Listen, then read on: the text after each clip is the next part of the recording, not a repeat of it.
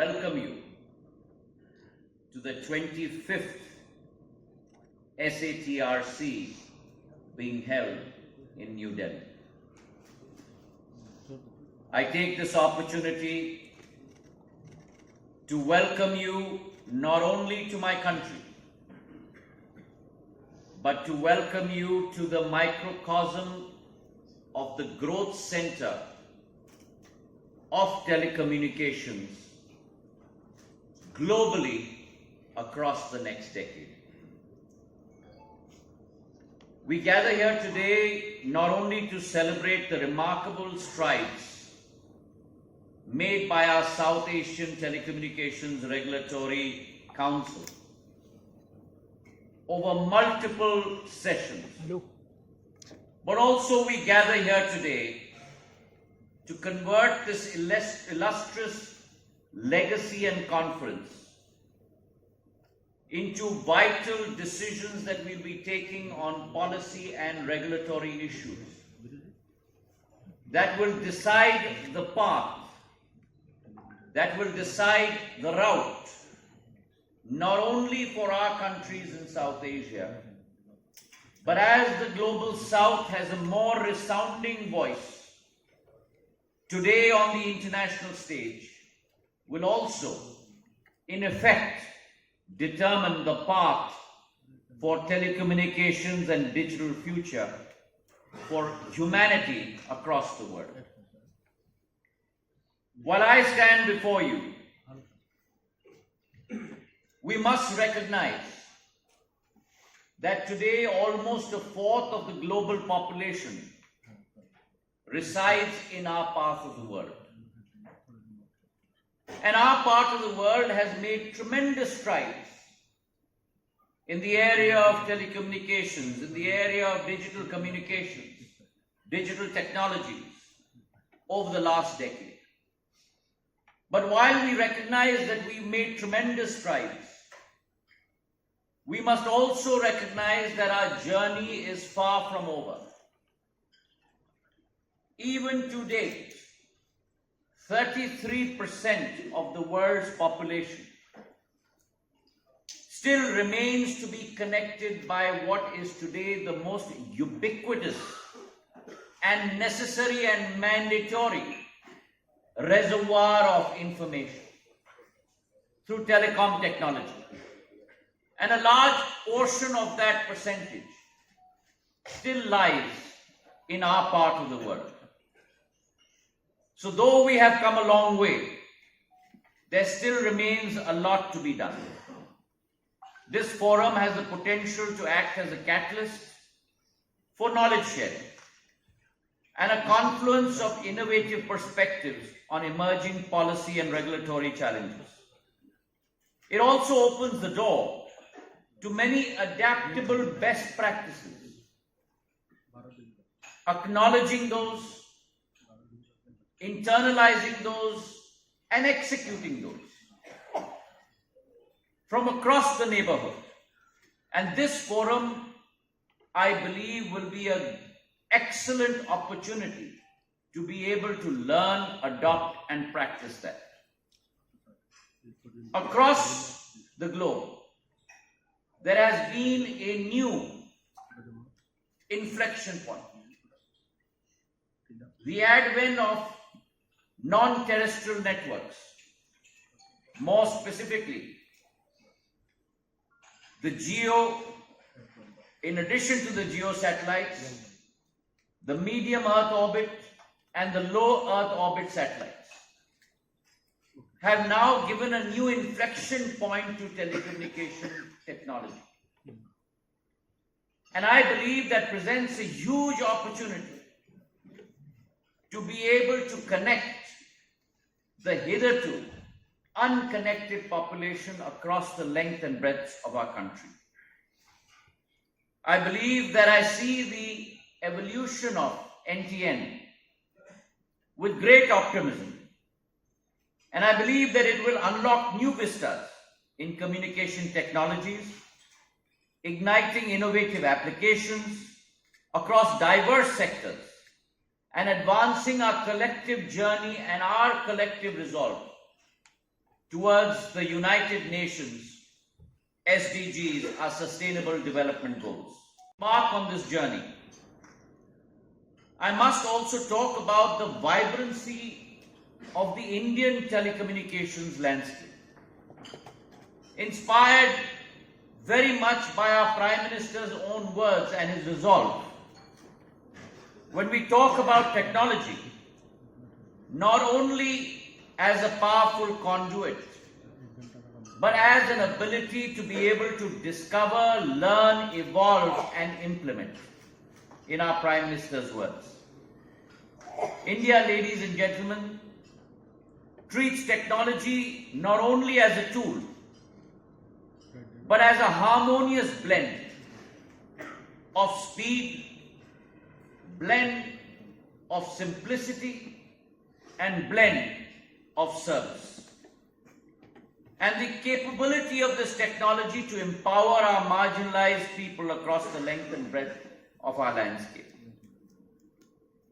India has advanced tremendously, and we believe that this telecommunication and digital technology should be a custodian of sustainable economic development.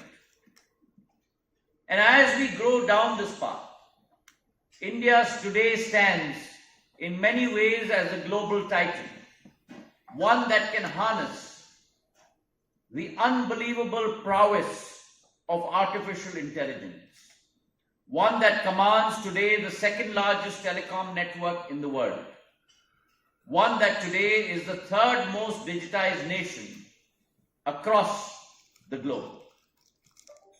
We have had tremendous advancement in the last decade. If you look at broadband connectivity, we've experienced a 15-fold transformation from 60 million connections to 924 million connections. When you look at our telecom capability, close to about 1.2 telephone users today across our country, 970 million internet subscribers.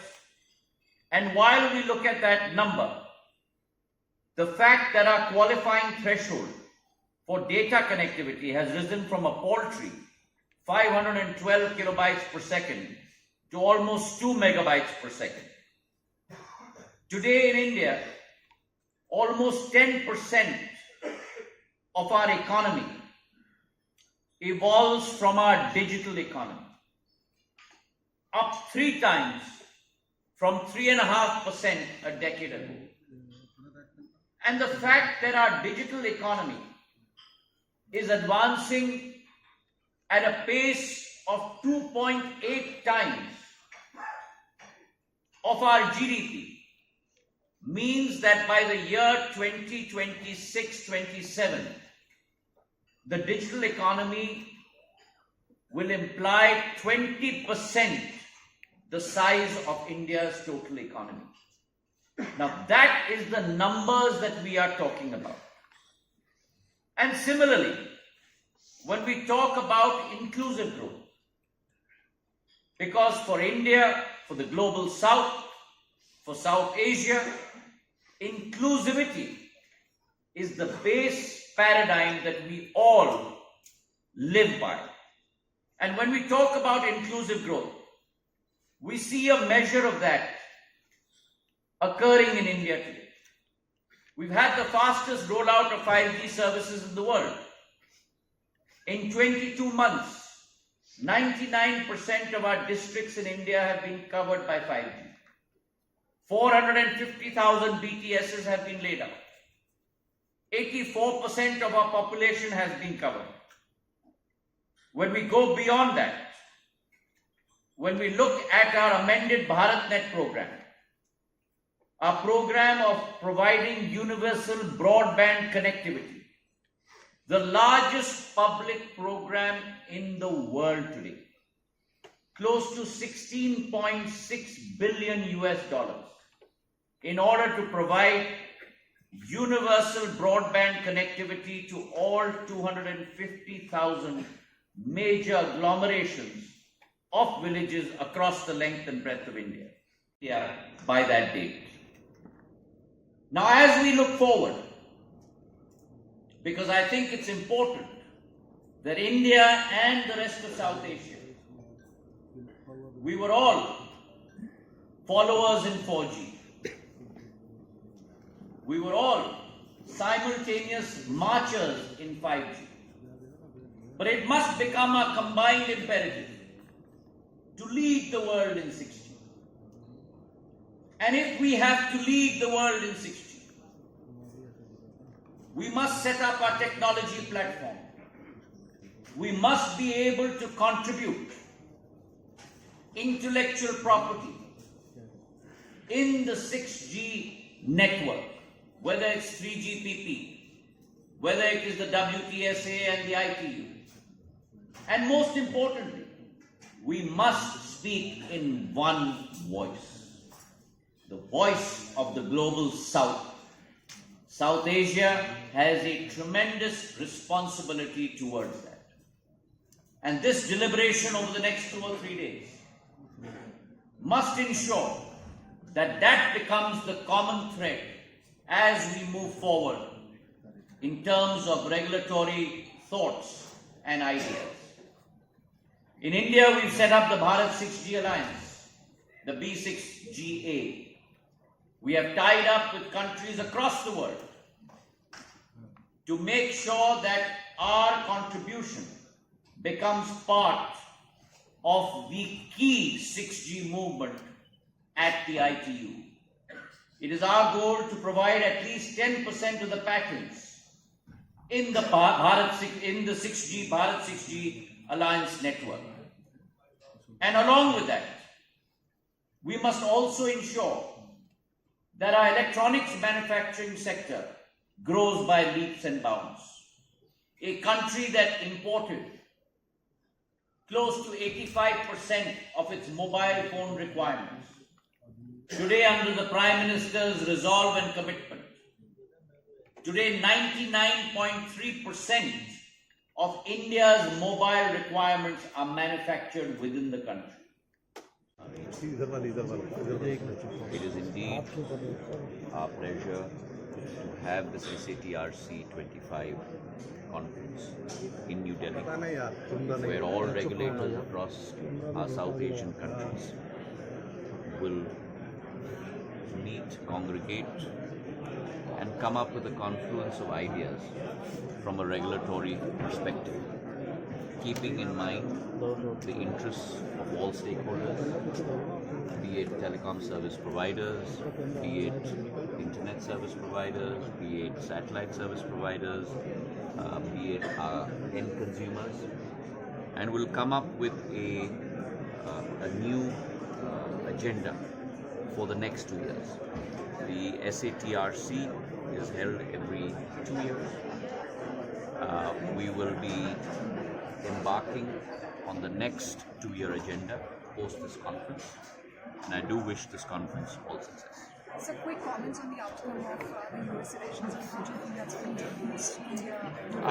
I already commented on that actually last week, and I think that India and US, both the world's largest democracy and the world's oldest democracy, are on a path of economic conflict